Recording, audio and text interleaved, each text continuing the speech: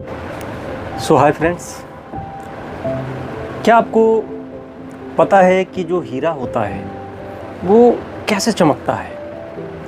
क्या कभी आपने सोचा कि उसके अंदर से जो लाइट आती है वो कैसे आ रही है? और हीरे को यदि आप अंधेरे में भी रख दोगे तो वो, अगर आपने एक बार उस पर टार्च जला दिया या एक बार अगर आपने उस पर लाइट भेज दिया तो अंधेरे में भी अगर आप उसको रख के छोड़ दोगे तो भी वो चमकना जारी रखेगा कुछ मिनटों तक। अब सवाल ये है कि वो चमकता कैसे है। आपको वीडियो के लास्ट तक बने रहना होगा इसका जवाब जानने के लिए। और आइए हम अपने सेशन को आगे बढ़ाते हैं। और जैसा कि हम टेंस के सीरीज में चल रहे थे और कल हमने देखा था प्यारे साथियों फ्यूचर इंडेफिनिट टेंस।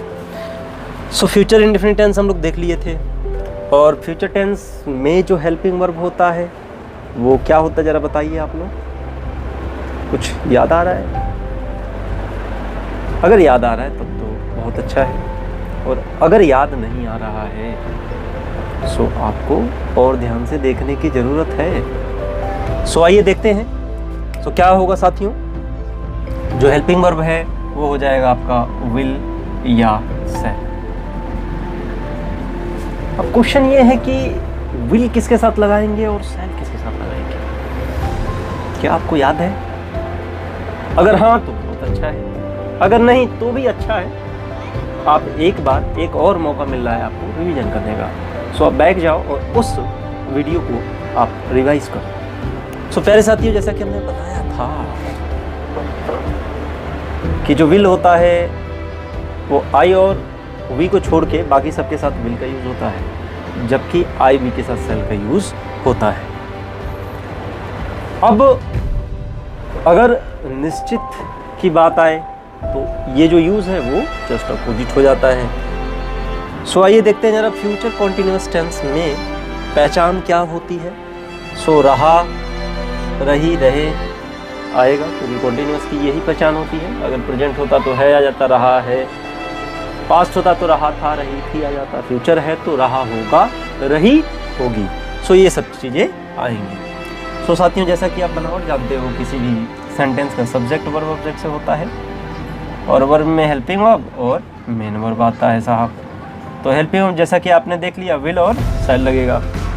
हाँ, एक चीज़ आपको ध्यान रखना है कि विल और सेल के जस्ट बाद आपको बी लगा देना है। क्या लगाना है? वी लगाना है। अब बी लगाने के बाद बारी आती है जी मेन वर्ब की। मेन वर्ब में जैसा कि हमने बताया था आपको, याद है कॉन्टिन्यूअस में हम क्या करते हैं?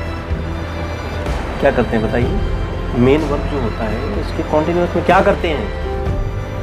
जी हाँ, आईएनजी लगाते हैं। यहाँ मेन वर्ब में क्या लग जाएगा? आईएनजी, और लास्ट में क्या है भैया? ऑब्जेक्ट है।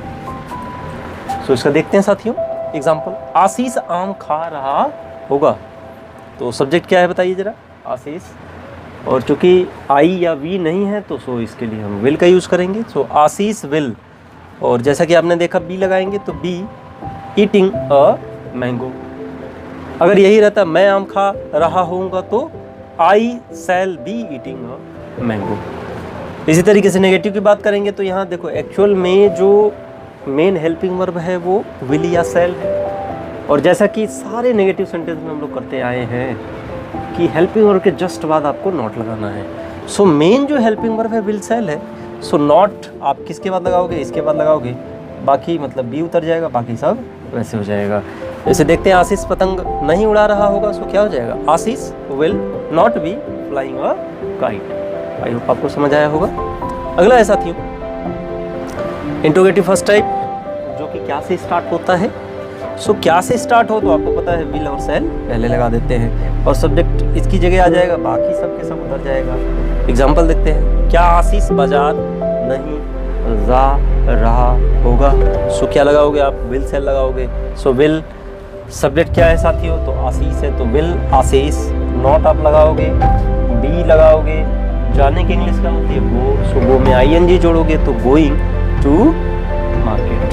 बाजार, क्या आशीष बाजार नहीं जा रहा होगा? इस तरीके से हो गया। इसी तरीके से क्या, क्यों, कैसे, कब, कहाँ, अगर ये बीच में आता है साथियों आप क्या करोगे कि क्वेश्चन वर्ड पहले लगा दोगे इसके और जस्ट ये सारी चीज़ें उतार दोगे। क्वेश्चन वर्ड बाकी सब चीज़ें एज इट इज आप देख पाओगे, उतर जाएंगे। सो इसका क्या हो जाएगा, आशीष पुस्तक जो नहीं पढ़ रहा होगा तो क्या हो जाएगा, क्योंकि इंग्लिश क्या होगी, वाई, और विल सेल में से क्या लगाएंगे, विल लगाएंगे। उसके बाद सब्जेक्ट क्या है साथियों, सब्जेक्ट है Ashish not be reading a book. So Ashish किताब पढ़ा होगा। इस तरीके से हमने कंप्लीट किया अपना फ्यूचर कंटीन्यूअस टेंस। साथियों सभी टेंसों को आपको बारीकी से एक बार स्टडी करना है। और आइए हम चलते हैं की तरफ। तो देखो ऐसा है कि जो आपका हीरा होता है, हीरे को ऐसे तराशा जाता है, ऐसे काटा जाता है कि देखो एक लाइट की प्रॉपर्टी होती है कि अगर हम एक मीडियम से लाइट को भेज रहे हैं सो लाइट दूसरे मीडियम में निकल जाती है, चली जाती है। लेकिन एक आपका एंगल होता है जिसे कहते हैं क्रिटिकल एंगल। अगर मैं उस एंगल को बढ़ाऊं, देखो यहां दो चीजें होती हैं। एक तो ये है कि लाइट को आपने भेजा और दर्पण से टकरा के आपकी तरफ आ गई, उसको रिफ्लेक्शन कहते हैं यानी परावर्तन कहते हैं।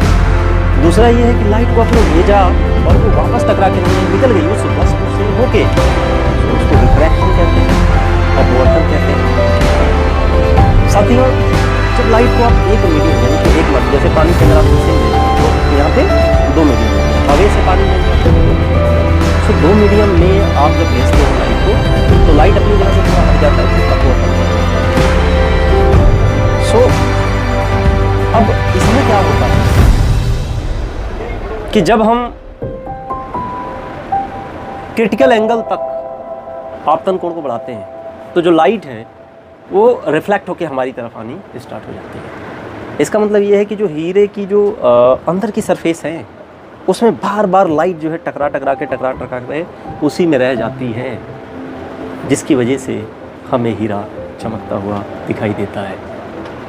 अंधेरे में भी अगर आपने एक बार लाइट या टॉर्च जला दिया, एक बार उसके अंदर लाइट चला गया, प्रकाश चला गया, सो वो जो प्रकाश है वो उसके अंदर घूमता रहेगा और हमें क्या देता रहेगा, कुछ देर तक रोशनी देता रहेगा जब तक कि वो उसके अंदर बना रहेगा। सो साथियों आज का सेशन समाप्त हुआ और अगर आप स्क्रीनशॉट लेना चाहते हैं तो ले सकते हैं। सो जय हिंद।